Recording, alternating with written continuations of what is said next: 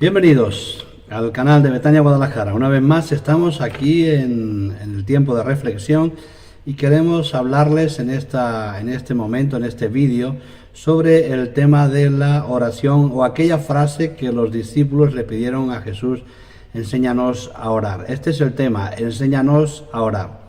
Lucas capítulo 11, versículo 1 narra un acontecimiento de Jesús con sus discípulos y dice que estando Jesús orando en un lugar que no determina, y cuando terminó, uno de sus discípulos le dijo: Señor, enséñanos a orar, como también Juan el Bautista enseñó a sus discípulos.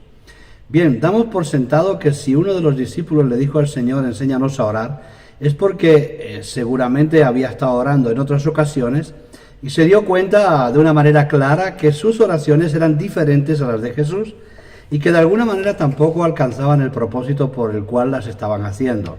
Y es real que muchas oraciones que hacemos en la iglesia no llegan a pasar del techo de los templos donde se ora.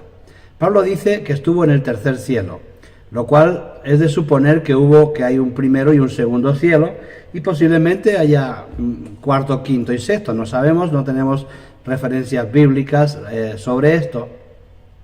Pero lo que sí sabemos es que Dios habita tan alto que la tierra es el estrado de sus pies, como nos dice Isaías capítulo 66, versículo 1, nos dice que Él habita en los cielos de los cielos y la tierra es el estrado de sus pies. Pero yo creo que no solamente la tierra, sino el universo entero es el estrado de sus pies, porque Él no habita en la materia, por lo tanto está fuera también del universo. Su hábitat es incomprensible e irrazonable para nosotros, pero no importa. Lo que sí tenemos es su revelación de cómo alcanzar el trono de la gracia donde Él reside para recibir las bendiciones o las peticiones de nuestras oraciones. Y por eso es que los discípulos se dan cuenta de que Jesús ora diferente y le dicen: enséñanos a orar.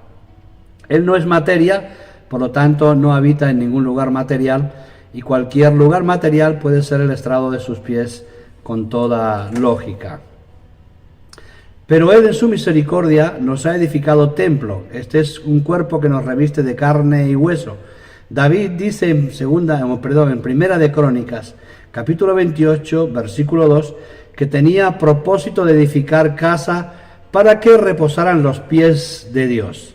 Si nosotros somos el templo, y el templo que tenía un atrio, el templo de Dios que tenía un atrio, que tenía un altar, un lugar más adentro, o un lugar más adentro, el lugar santo, y aún más al fondo, el lugar santísimo, quiere decir que nuestras oraciones deben pasar por un proceso hasta alcanzar el lugar santísimo, que es el lugar donde está el propiciatorio, el arca con los ángeles, con los querubines, que se llama propiciatorio, que es el lugar donde se concedían las peticiones del Santísimo, del sacerdote preparado para ese momento, para esa administración.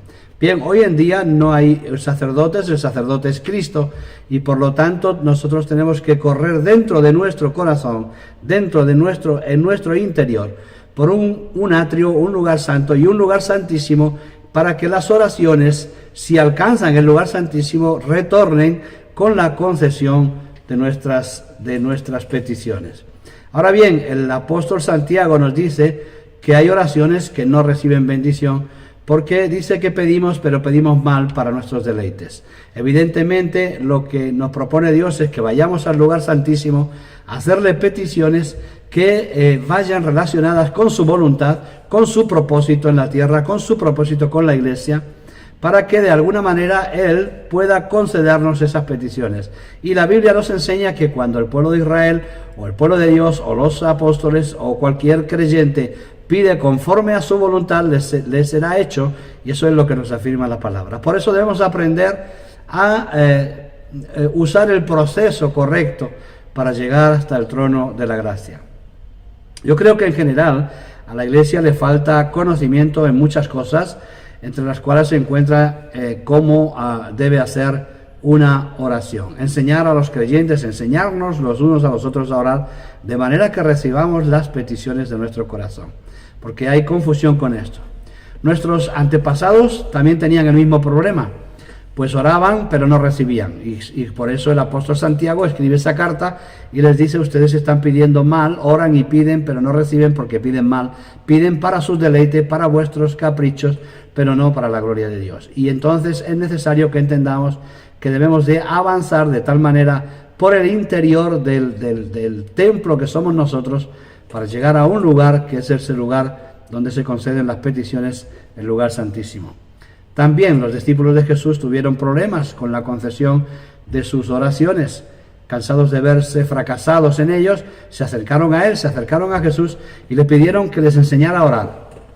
Nadie pide a alguien que le enseñe a orar si no es que ha visto cómo que sus oraciones no producen el efecto deseado. La gente está quejosa y hay quejas en las iglesias porque piden, oran y no reciben, y debemos de trabajar este área de la oración para que podamos alcanzar los propósitos para los cuales Dios nos tiene llamado. Así que vamos a seguir adelante y vamos a seguir leyendo sobre esta oración modelo que Jesús les enseñó a sus discípulos. Le pidieron enséñanos a orar, y Jesús les contestó: vosotros oraréis así.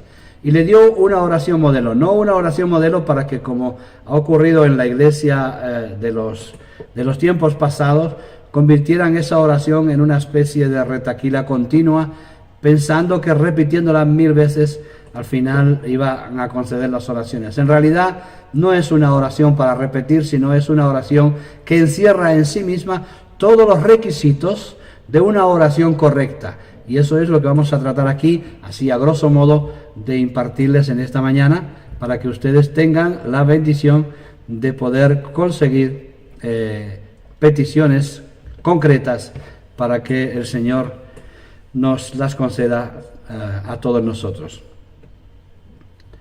Enseñarnos a las personas es un trabajo muy complicado y muy paciente. Somos muy tardos para entender. Y si se trata de las cosas espirituales, aún es más difícil. Por esta dificultad, la iglesia de la antigüedad hizo de esta oración una repetición continua. Y usted sabe que eso no es lo que Dios nos está pidiendo. Hoy, afortunadamente, hemos avanzado mucho en cuanto a las letras y a la experiencia, y también en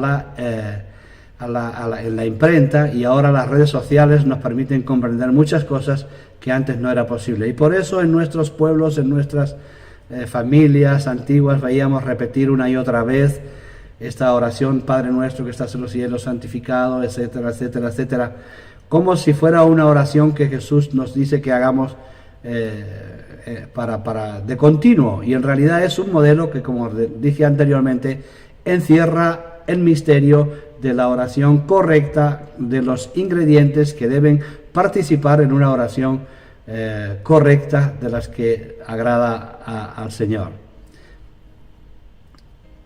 El primer empeño de Jesús con sus discípulos fue hacerles creer en Dios. Esto que parece obvio, creer en Dios para un creyente, no lo es tanto, pues muchas veces al ponernos a orar lo hacemos lleno de incredulidad. Es decir, venimos a Dios pero con incredulidad. Pedimos pensando que no vamos a ser escuchados. Entonces este es el fundamento vital, es decir, que cuando nos acerquemos a Dios creamos que existe, para que Él pueda concedernos las peticiones de nuestros corazones. Venimos sin haber preparado nuestro corazón y comenzamos a hablar de manera que pensamos que seremos escuchados, y no será así, pues es necesario ejercer fe, tener este criterio de convicción de que Jesús va a conceder las peticiones de nuestro corazón. La siguiente propósito de Jesús para con sus discípulos es hacerles tomar conciencia de quién es nuestro Dios. Pues todas las naciones y culturas tienen Dios, pero ninguna nación, nadie puede dirigirse a su Dios como Jesús nos enseña que podemos hacerlo nosotros. Y vamos a comenzar con este Padre Nuestro. Padre Nuestro, esta es la primera conciencia que tenemos que tomar con respecto a Dios. No solamente creer en Él, sino creer que es nuestro Padre. Afortunadamente y curiosamente, ninguna religión del mundo, y esta es la gran controversia para todos aquellos que profesan alguna religión, es que pueden orar a Dios diciendo Padre nuestro que estás en los cielos. Porque Dios es Padre nuestro. No es un Dios que está lejano, no es un Dios que está para ciertas cuestiones, es un Dios que es nuestro Padre. Somos engendrados por medio de Él, a través de la sangre de Cristo, a través de la redención de Cristo. Y por eso la primera frase de esta oración modelo es Padre Nuestro. Jesús nos lleva a dirigirnos a Dios de una forma muy cercana, de manera que nos hagamos eco de esa pronunciación, Padre Nuestro, porque cuando tenemos conciencia de que Dios es nuestro Padre, es posible que seamos mucho más sensibles a hacer oraciones que salgan de lo profundo de nuestro corazón para bendecir al Señor. Dice que Él habita en las alabanzas de su pueblo, aunque los seres humanos tienen una conciencia de que Dios está lejos, y aunque hemos mencionado al principio que Dios habita incluso fuera del universo, pero sin embargo Él dice a su pueblo, como lo dice en el Salmo capítulo 22 versículo 3, que Él habita en las alabanzas de su pueblo. Cuando nosotros estamos hablando del Señor, hablando bien, alabando su nombre, bendiciendo su persona, la palabra de Dios nos dice que Él habita en medio de esa situación. Dios está ahí en medio. Pero es necesario que seamos conscientes de que somos sus hijos. Y no dejaremos de recibir lo pedido. Esto es lo que dice la palabra, si es que pedimos bien. Ahora bien, Padre nuestro, y vamos a dirigirnos a Él como Padre confiadamente, pero también qué vamos a pedir, porque depende de qué vayamos a pedir, nuestro Padre no nos lo va a conceder. Si no es para gloria y honra de su nombre, seguramente no lo recibiremos. Pero si es algo que lleva propósito de bendecirle, la palabra nos dice que sí que lo recibiremos. La segunda frase es, Padre que estás en los cielos. Bien, ¿por qué dice Padre que estás en los cielos? Jesús quiere hacer tomar conciencia a sus discípulos de que somos humanos imperfectos y podríamos caer en la tentación de tomar a Dios como un Padre terrenal, y no es así. Un Padre que va a hacer aquellas peticiones de nuestros caprichos, que si insistimos mucho, si somos pesados, Él nos va a conceder las peticiones a veces, aunque sean impropias e injustas, que podemos manipularlo o manejarlo como a un Padre terrenal, y no es este el Dios Padre que nosotros nos dirigimos.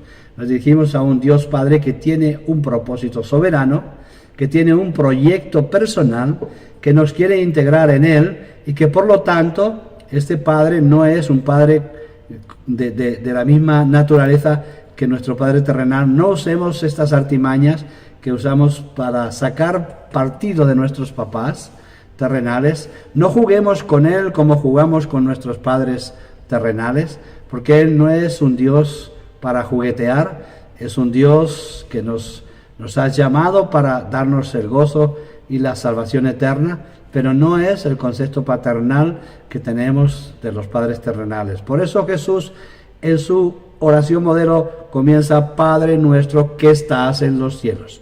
Lo aleja un poquito, lo acerca como Padre, pero lo aleja como distancia para que no confundamos el Padre celestial con el Padre terrenal.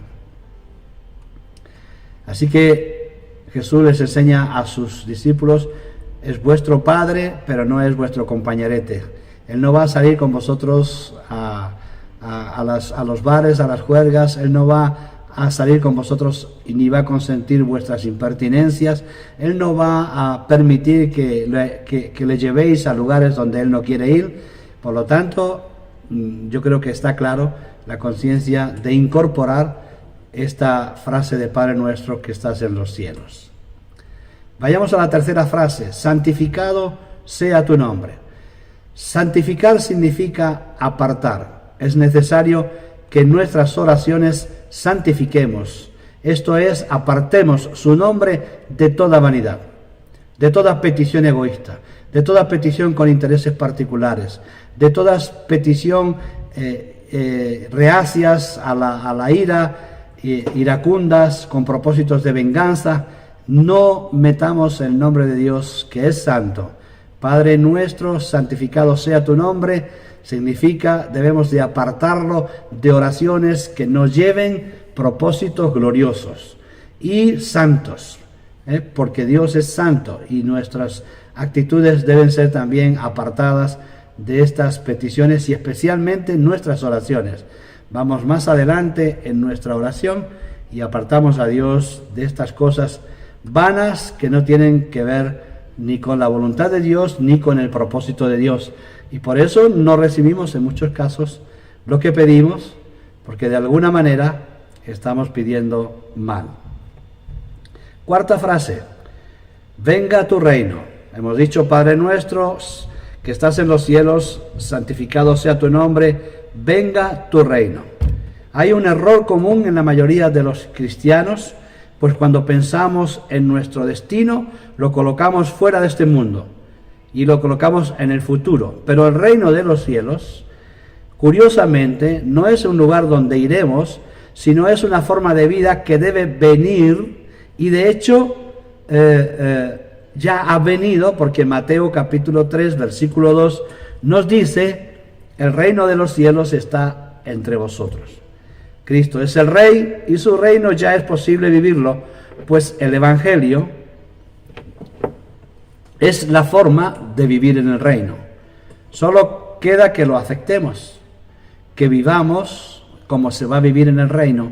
Y en el reino nos muestran cómo será la vida, y será de acuerdo a estas cartas apostólicas que nos han sido remitidas por todos aquellos que ya han pasado la experiencia de vivir en Cristo.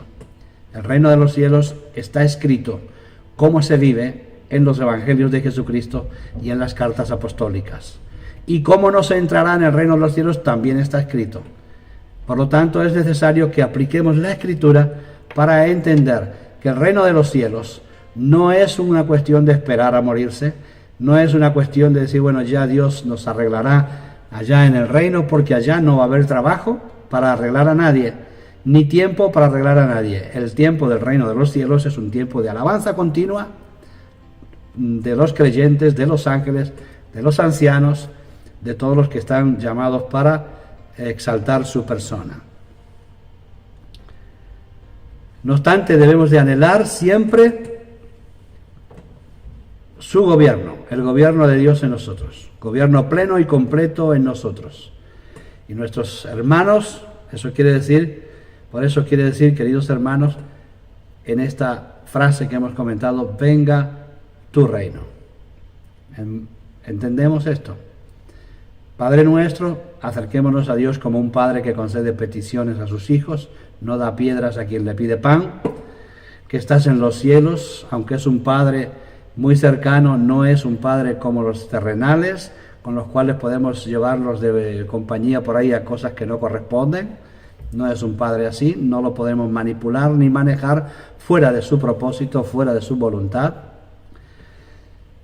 Santificado sea tu nombre, apartémoslo de peticiones vanas que no tienen valor, que no sirven para su gloria, que no van a producir fruto evangélico. Venga tu reino, es un deseo que debe operar en nuestras vidas, esperando que Dios establezca esa manera de vivir ya en nosotros, aquí en la tierra. Los cristianos vivimos completamente ausentes, en muchos casos, del reino en que vamos a heredar. Por lo tanto, deseemos que venga su reino y hágase tu voluntad. El reino de los cielos se ha acercado, Mateo 3:2. Así que como Jesús comienza su ministerio, pues ese es el Rey, nuestras oraciones deben de incluir este deseo. Hágase tu voluntad. Pues es verdad que estamos lejos de hacer su voluntad. La Iglesia está lejos en este tiempo concreto, está muy lejos de hacer su voluntad perfecta, pues aún no hemos alcanzado esa demanda de Pablo. No busquéis vuestro propio bien, sino del otro, lo dice 1 Corintios, capítulo 10, versículo 24.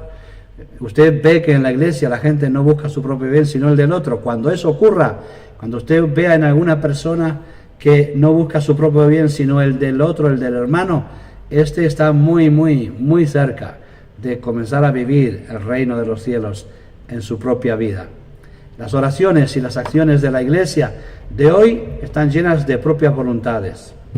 Se hacen cosas que están lejos de la voluntad de Dios. Espectáculos bochornosos, cada vez más se suprime el mensaje de la cruz, el sacrificio, el esfuerzo, la obediencia.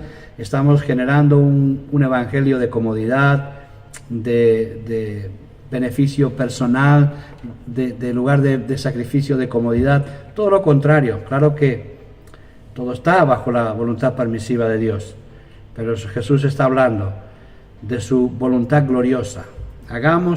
Hágase tu voluntad aquí en la tierra, como se hace en los cielos. Roguemos a Dios que nos revele su gloria y su gloriosa voluntad. Y antes de emprender cualquier proyecto, lo sometamos a oración y esperemos una respuesta del cielo. Hasta este momento, a estas 5 frases que hemos dicho, Jesús nos está enseñando a que antepongamos, no me sale bien cómo explicarlo, antepongamos las cosas de Dios en este primer proceso de la oración. A partir de este momento, a partir de esa hágase tu voluntad, empieza una segunda parte que está relacionada con la antropología, es decir, con nuestra necesidad. Es a partir de este punto que Jesús enseña a sus discípulos y a nosotros a preocuparnos de nuestras necesidades. Recién aquí dice el pan nuestro de cada día. Claro que Jesús no se está refiriendo exclusivamente a la comida. Él sabe de que tenemos necesidades de otras cosas. Además de comida, tenemos necesidad de vestido, tenemos necesidad de salud, tenemos necesidades económicas para nuestras familias. Por lo tanto, en el pan nuestro de cada día se está refiriendo también a todas aquellas necesidades personales que en la primera parte no mencionamos, porque la primera parte de la oración modelo está exclusivamente dedicada a la gloria de Dios, a la alabanza de Dios, al proyecto de Dios, a la voluntad de Dios. Y aquí recién comienzan a incorporarse aquellas necesidades personales que nosotros tenemos. Jesús coloca aquí esta petición del pan nuestro de cada día para enseñarnos algo que nos cuesta aprender. Y es que Dios es primero que todo, incluso que nuestras necesidades. Solemos comenzar nuestras oraciones con peticiones en lugar de con acciones de gracia. En el templo, en el tabernáculo de Moisés y en el tabernáculo de David, se dice que el pueblo entraba por sus puertas con acción de gracia, por sus atrios con alabanza. Y ese es el orden. Entramos en la oración en lugar de pedir, sino con acción de gracia. ¿Comprende, hermanos? Cuando comenzamos a orar, gracias, Señor, por estar ahí. Gracias, Señor, por escucharme. Gracias, Señor, por tu amor, por tu misericordia, por tu pasión, por mi vida, por tu preocupación. Y cuando llevemos un rato exaltando el nombre de Jesús y deseemos que su reino se haga en nosotros, que su reino venga a nosotros, que se haga su voluntad en nosotros, cuando todo ello haya acontecido recién, empecemos a pedirle las cosas y los deseos personales. Debemos empezar con acción de gracia y luego sí debemos comenzar a pedirle. Si reconocemos primero a quien nos estamos dirigiendo, tenemos muchas más posibilidades de ser escuchados que si nos dirigimos a Dios sin tener conocimiento de a quién nos estamos dirigiendo. Esto hasta tiene una lógica natural, ¿no? Si usted va a pedirle algo al rey y no sabe quién es, pues seguramente usará términos inapropiados e incluso peticiones que no le hace falta que se las pida al rey. Pongo este ejemplo porque hoy ya el tema de los reyes está un poco obsoleto para estas nuevas generaciones, pero para los tiempos de Jesús tienen mucho valor y también mucha enseñanza. Si vamos a pedirle algo a alguien, tenemos que saber quién es y qué es lo que tiene para darnos, y cuál es el proyecto, el propósito que tiene para concedernos las peticiones. O sea, seamos agradecidos con lo que hemos recibido de gracia, reconozcamos su divinidad y autoridad y luego pidamos por nuestras necesidades. Nos vamos a la siguiente. Perdona nuestras deudas. Esta frase da por sentado que todos tenemos deudas. Porque claro, si lo incorpora en la oración modelo, perdona nuestras deudas, es porque no hay absolutamente nadie que no sea deudor de Dios. Por lo tanto, la primera petición después de las necesidades es perdonas nuestras deudas, porque todos somos deudores delante de Dios. La deuda más importante es la de haber sido liberados de la condenación eterna. Le debíamos no solamente la vida, sino también el destino eterno. Lo teníamos sentenciado hacia el juicio y las tinieblas, el fuego que no se apaga jamás, pero nos ha sido concedido por la sangre de Jesús la posibilidad de salir de ese lugar. Por lo tanto, esa es la deuda más grande que tenemos. Y teniendo en cuenta esta deuda tan impresionante que Dios nos ha perdonado, no podemos permitirnos demandar a los demás que nos devuelvan los favores que hemos hecho por ellos. Nos habla de humildad y de compasión. Querido amigo, hay personas y hermano, hay personas que se esfuerzan en bendecirte, que hacen cosas por ti, pero las apuntan en un papel para que luego se las devuelvas. Y esto es lo que Jesús está diciendo. Perdona nuestras deudas, así como nosotros perdonaremos a nuestros deudores, que lo vamos a escuchar después. Perdona nuestras deudas, porque después de haber recibido semejante perdón de la condenación eterna, haber sido liberados, deberíamos tomar conciencia de que no somos suficientemente honrosos para que alguien nos deba algo. Por lo tanto, nosotros perdonamos, perdona nuestras deudas, así como nosotros vamos a perdonar a nuestros deudores. Nos lo dice en el texto siguiente, dice, como nosotros perdonamos a nuestros deudores. Si no lo estamos haciendo, perdonar a nuestros deudores, aquellas cosas a las que nosotros pensamos que nos deben, estamos usando un término inapropiado con respecto a Dios, porque Dios no nos tiene en cuenta nuestra deuda. Nosotros debemos de perdonar las deudas de nuestros deudores.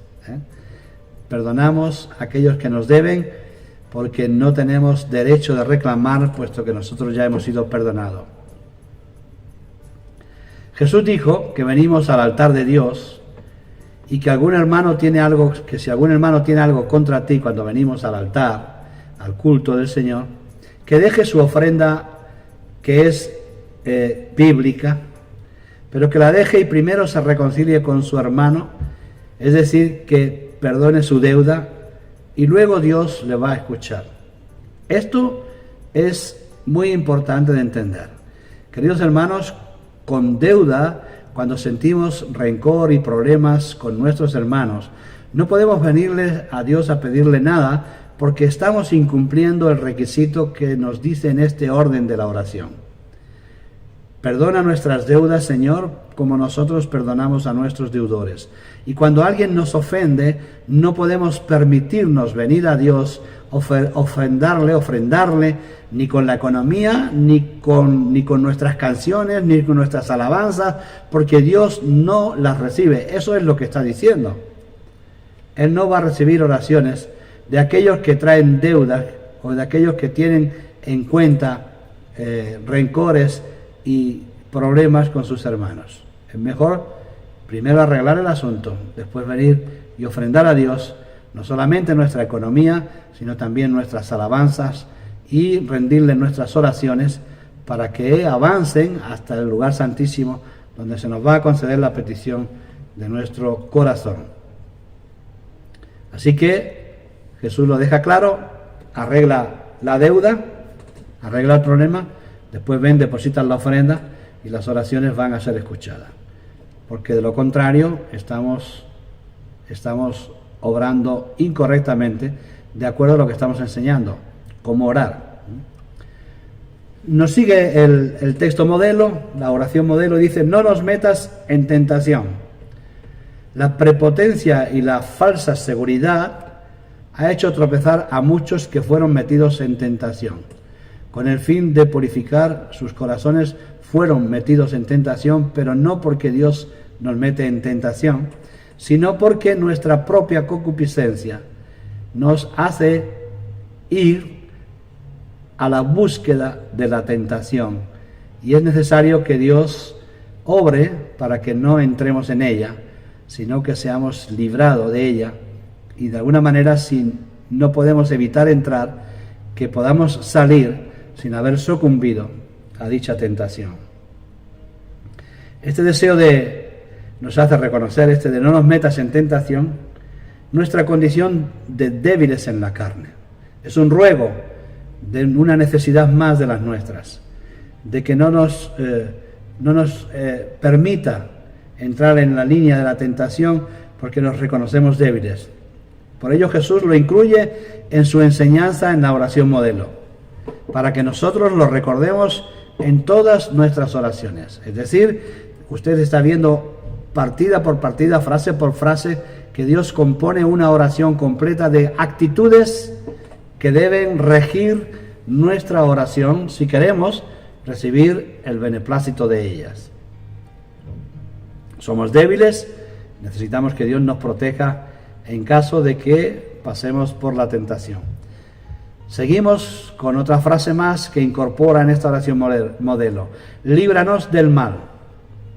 Solo Dios, por su gracia divina, puede librarnos del mal, de la maldad de este mundo, que sobreabunda en unos lugares más que en otros, pero que está en todo lugar.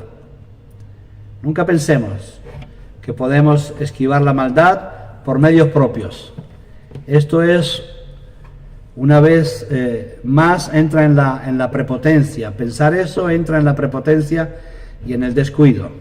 Tomemos conciencia de la necesidad de la cobertura divina e incluyamos en nuestras oraciones esta actitud: Señor, líbranos del mal, líbranos de la maldad.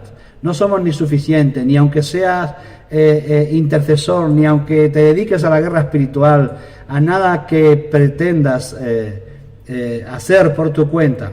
Si no recurres a Dios, y Jesús así nos lo muestra en esta oración modelo: Señor, líbranos del mal. Esta es la petición que debemos hacer, porque solamente Él puede librarnos del mal. No hay nadie suficientemente fuerte, no hay nadie suficientemente preparado para librarse de la maldad de este mundo. Necesitamos, por supuesto, incluir en nuestras oraciones y en nuestras acciones esta frase: líbranos, Señor, porque solo tú puedes hacerlo. Y solo tú puedes librarnos de tanta y tanta maldad que abunda y sobreabunda en este mundo. Y esta oración modelo de Jesús termina como comienza, porque todo en Dios es el alfa y la omega, principio y el fin. Por lo tanto, comienza dándole la gloria a Dios y termina igual, dándole el reconocimiento que merece, el cual no podemos olvidar de otorgárselo. Fíjese cómo termina la oración: porque tuyo es el reino, el poder y la gloria por los siglos de los siglos. Amén. Jesús hizo una oración modelo magnífica. Esto que yo he compartido es solamente algo superficial, pero evidentemente si analizamos esta oración, la estudiamos con toda paciencia, encontraremos en ella una gran sabiduría para nuestras oraciones, de manera que consigamos el propósito para el cual las hacemos. Necesitamos ser bendecidos, necesitamos ser prosperados, necesitamos mejorar en nuestras condiciones con relación a Dios, y es por ello que necesitamos aplicar esta oración modelo despiezada correctamente. Analízala despacito. Yo te he puesto aquí una pequeña ayuda, pero tú puedes hacerlo mucho más despacio y ser consciente de cada una de estas frases que están incorporadas en esta oración. Hasta aquí, que el Señor les bendiga, tengan un buen día, y deseo que si no conoces a Jesús, esta oración te sirva incluso para que puedas acercarte a Él con toda confianza y puedas darle gloria y honra y pedirle que te libre de esa condenación eterna, arrepintiéndote de tus pecados y reconociéndolo como Señor y Salvador en tu vida. Que Dios te bendiga y tengas un feliz día en el nombre de Jesús.